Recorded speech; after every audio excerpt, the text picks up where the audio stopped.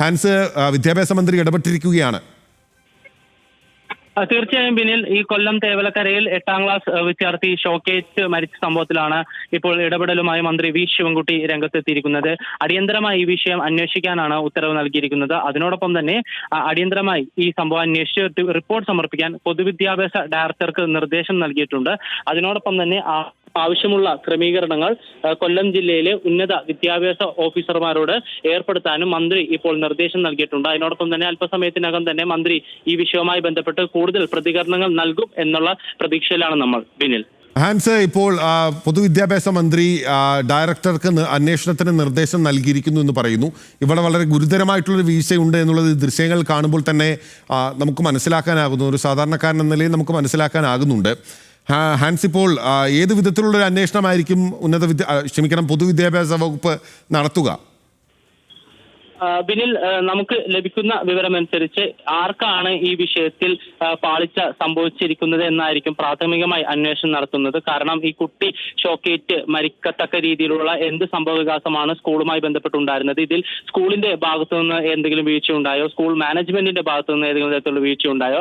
അതിനപ്പുറത്തേക്ക് KCBയുടെ ഭാഗത്തു നിന്നാണോ വീഴ്ച ഉണ്ടായത് എന്നതടക്കമുള്ള കാര്യങ്ങൾ വിശദമായി ഈ സംഭവത്തിൽ അന്വേഷിക്കേണ്ടതുണ്ട്. അതുകൊണ്ട് തന്നെ ഇപ്പോൾ പ്രാഥമികമായി നമുക്ക് ലഭിക്കുന്ന വിവരമനുസരിച്ച് പ്രാഥമികമായി മന്ത്രി ഈ വിവരങ്ങൾ തേടിയിട്ടുണ്ട്.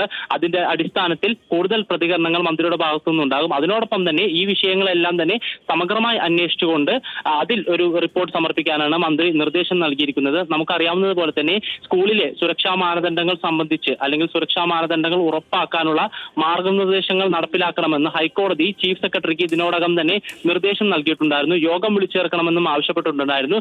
ഈ സാഹചര്യത്തിലാണ് ഇപ്പോൾ ഇത്തരത്തിൽ ഒരു 8ാം ക്ലാസ് വിദ്യാർത്ഥി സ്കൂളിൽ വെച്ച് തന്നെ ഷോക്കേറ്റ് മരിക്കുന്ന രീതിയിലേക്ക് കാര്യങ്ങൾ എത്തിച്ചേർന്നിരിക്കുന്നത്.